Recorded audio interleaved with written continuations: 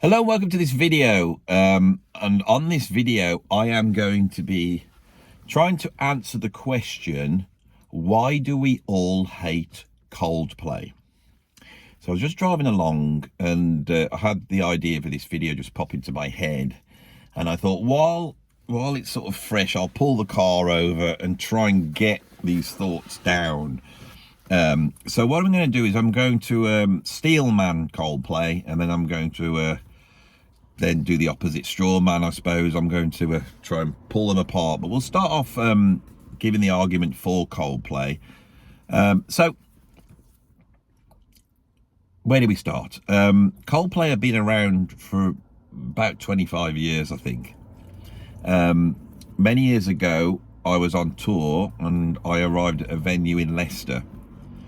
And we did the gig, and then I started talking to the audience, and they started to tell me about this local band that were absolutely amazing. And the audience was saying, you must come over and see this incredible band. Everybody loves them. They write brilliant songs. They're original band. They're going to be massive. And that band was Coldplay. And the name stuck in my head. And a few months later, their debut album comes out that was recorded down in Rockfield. And I've done some recording down there as well. So I talked to some of the guys that produced that first album. Coldplay had written some very, very good songs. And we know they were good because the general public loved them. That initial audience thought they were absolutely brilliant. They did not think they were middle of the road. They did not think that they were passé. They thought they were a really great band with really great songs. The first song to come out was Yellow. And Yellow, which featured that video of Chris Martin looking very waif-like with his hood up on a cold sort of wintry day in England on a beach, walking up and down, singing about, you know, how everything appeared yellow to him. And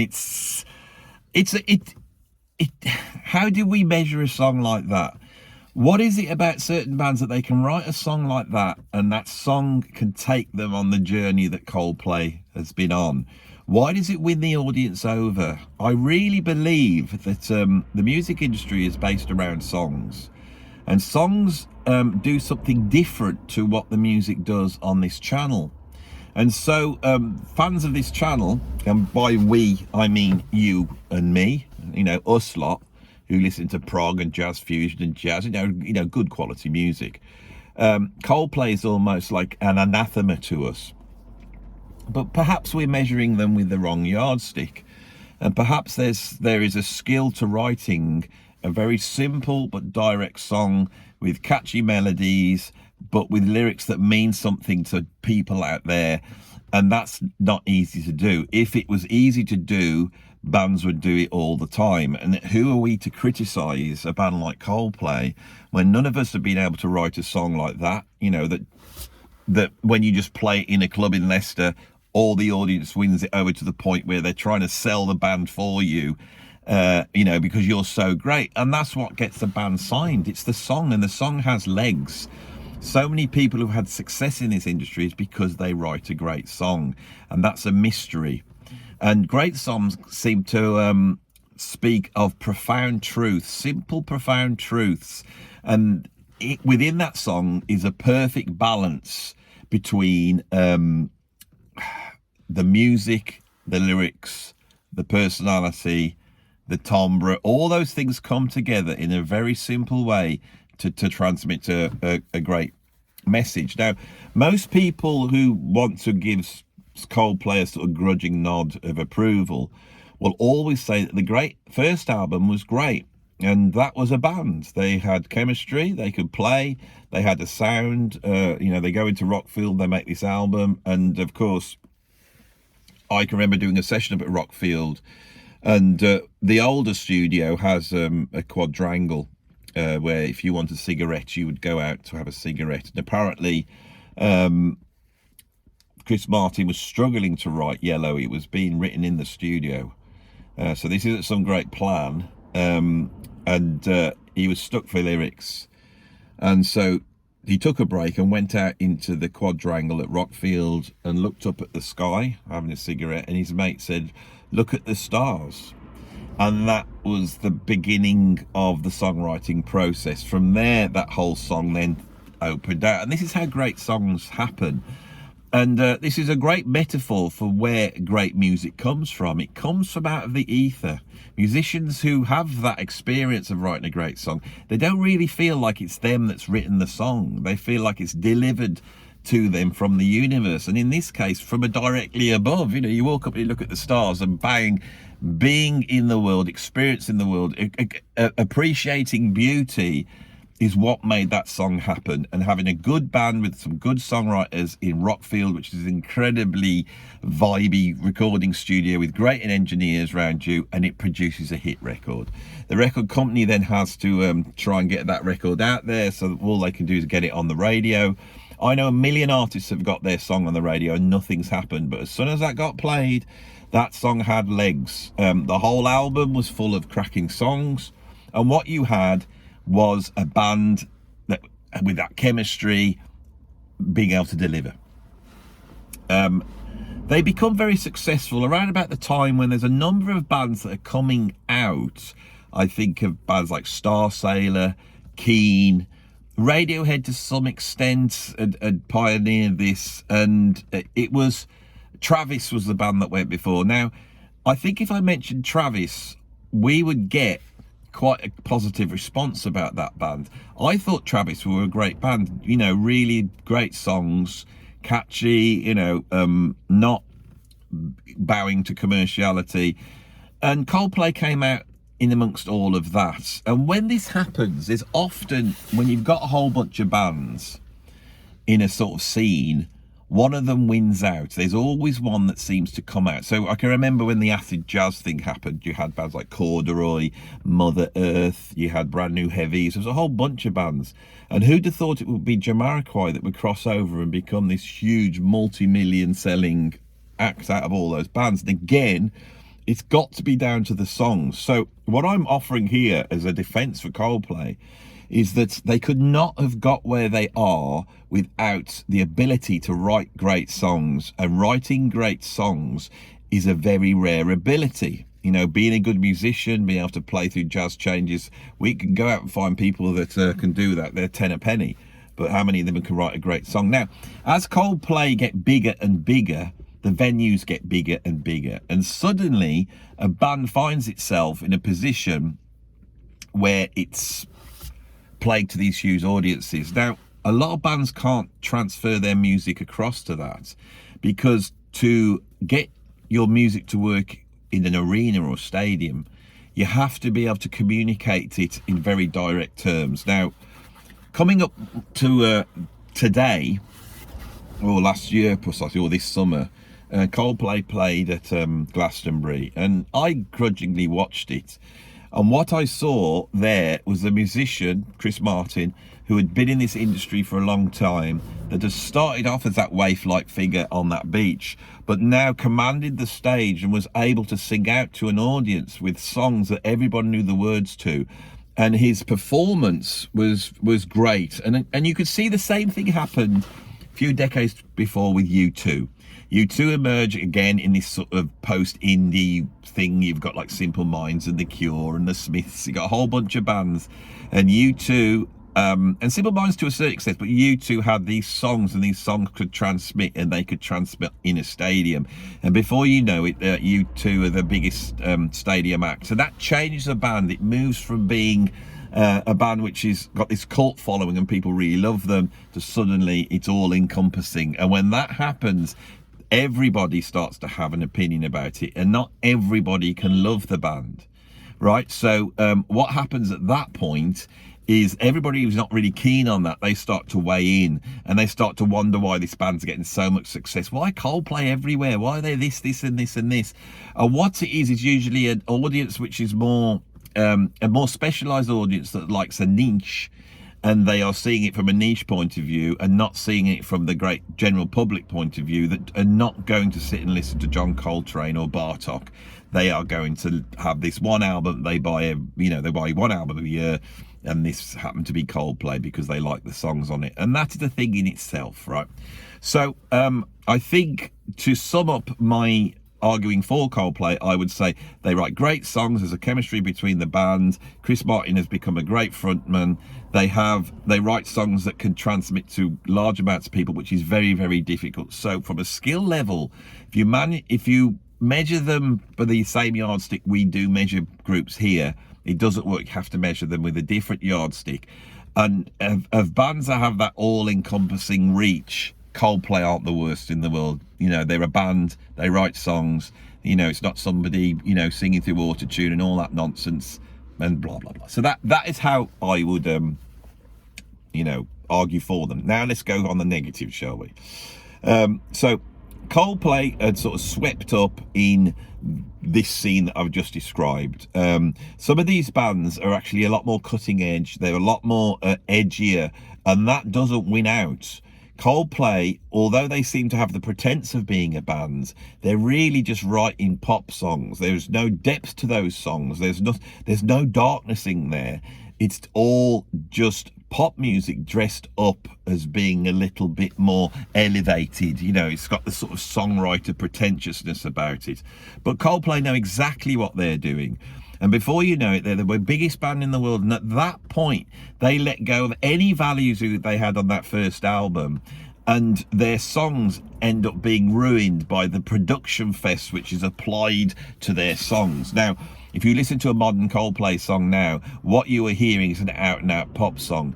Chris Martin's voice has been chuffed through everything. We have no semblance of a band there. There's no real drums on there.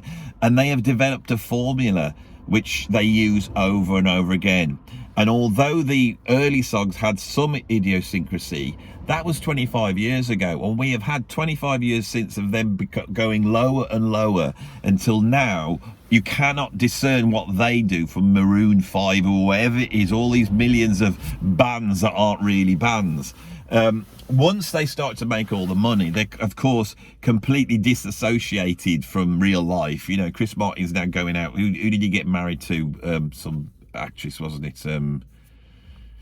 You know, so he suddenly becomes a star and he's hanging around, and it's like we're all supposed to get impressed by his fame. Well, we're not impressed by his fame, and it's an example of a band that came out at a certain time in history 25 years ago when the music industry was at its peak, so they had that push and have slowly been able to ride this sort of descent into mundanity, which we have seen with modern popular music. There's nothing there that will frighten anybody, will stress anybody out.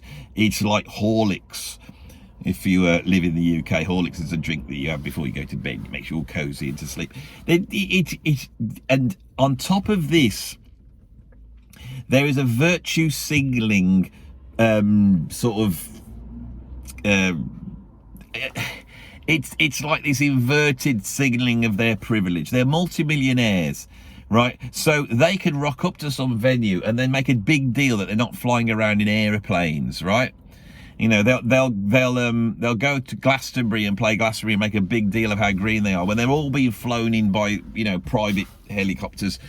Out and out pop bands are out and out pop bands. They're not trying to prove anything that they're good people, but Chris Martin and Coldplay, they all have to do it, haven't they? They're going to prove that they're good people, that they're nice people, that they're putting the world first, when really they are just, you know, going for the money. They're never going to take a risk, and the songs they're producing now are nothing more than what you'd expect from a Christmas song. You know, it's Michael Bublé. They started off in quite a mundane place, you know, of sounding a little bit like Star Sailor, and they have moved to being like Michael Bublé. And it's a testament to how stupid the general public are, that they cannot discern what is good.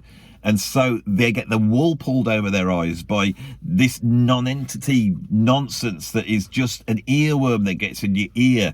And how is an earworm expressive? How does that express anything about the world around us, you know, of the sort of pain and toil and angst that exists in the world? It's just there to null the masses. It's just there to fill up their day for a few seconds when they get in their car and put the radio on so that they can, you know, just while away whistling some tune. And for that, they get the a seat at the top of the table, whilst musicians that are far more worthy, far more talented, are pushed to the wayside, you know, living hand to mouth. This inversion is so, it's so disgusting. It just really shows you the sort of evils of capitalism, the evils of sort of you know, our class system, and the way, you know, just by having fame and money you could be elevated to a certain position. And we're not going to sit and worship them. We've spotted it. You know, they might have wrote some good songs, you know, 25 years ago, but have they wrote any good songs now? You know, sing a song that they've written recently, there's nothing there whatsoever. And so, you know, what we have here is a band which we are supposed to respect for being a band, but they're not a band. We're supposed to respect for their ability to write songs, but they haven't written a decent song for ages. Their albums are the products of a committee of producers getting them together and going, how do we consolidate the brand that is Coldplay?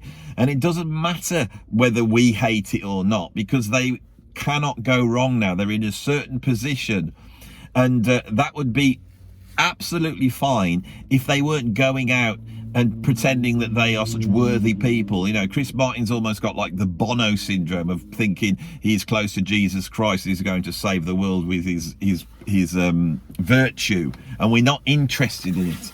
You know, this should go away.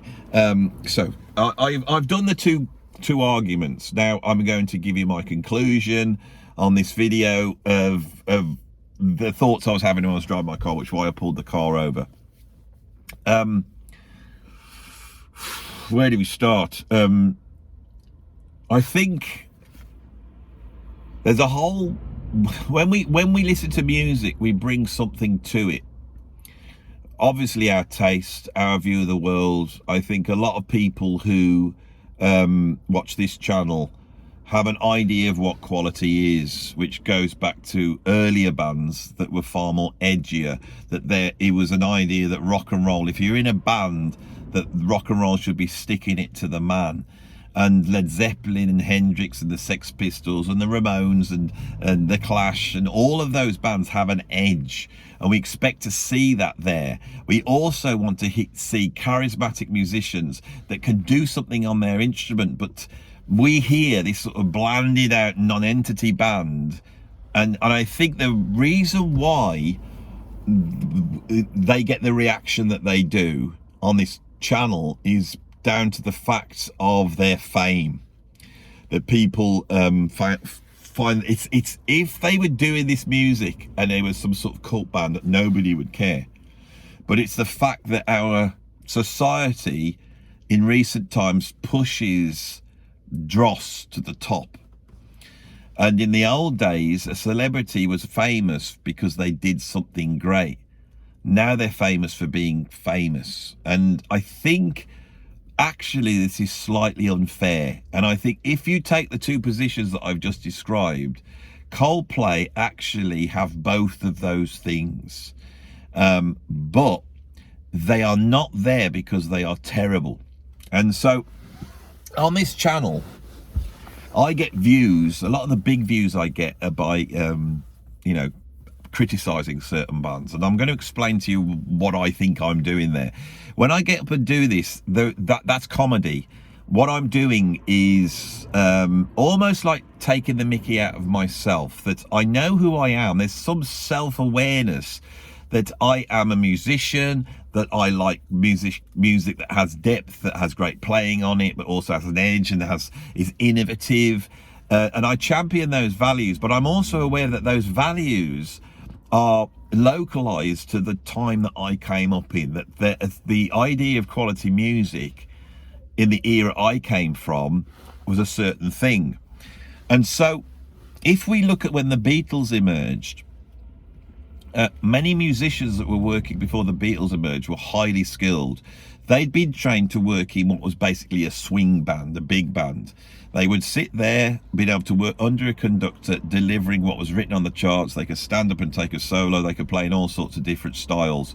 And there was a machine there that gave them employment.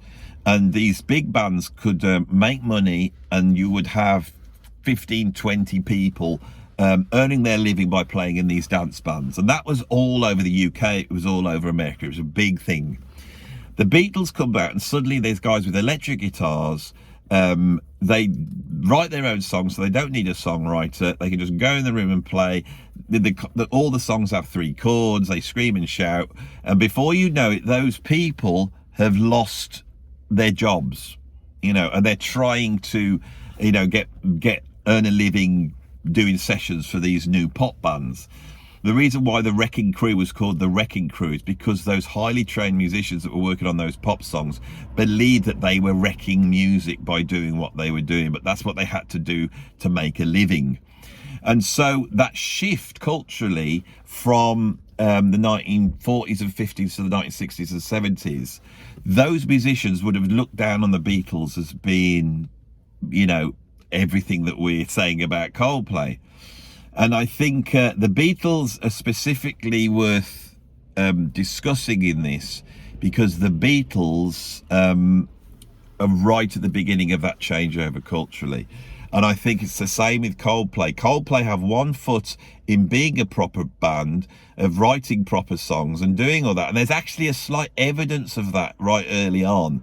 But because they wrote pop songs, and pop songs became much more important, and because they came up with little riffs that could be used on adverts, could be used in films, because they had all that behind them and a good record label, they have followed, you know, why would they not keep their career going? But that is what we spot. And although the criticism could well be warranted that we are saying, by the same token, it might be in the same way as those highly trained musicians didn't get what the Beatles were doing, that we don't get what they're doing. And so I think I've tried to do here something quite fair. Anyway, that's my opinion on Coldplay. I hope you like this little video. If you like these little things, I will do more of these. And so like, subscribe, join Patreon, and I'll see you on the next video.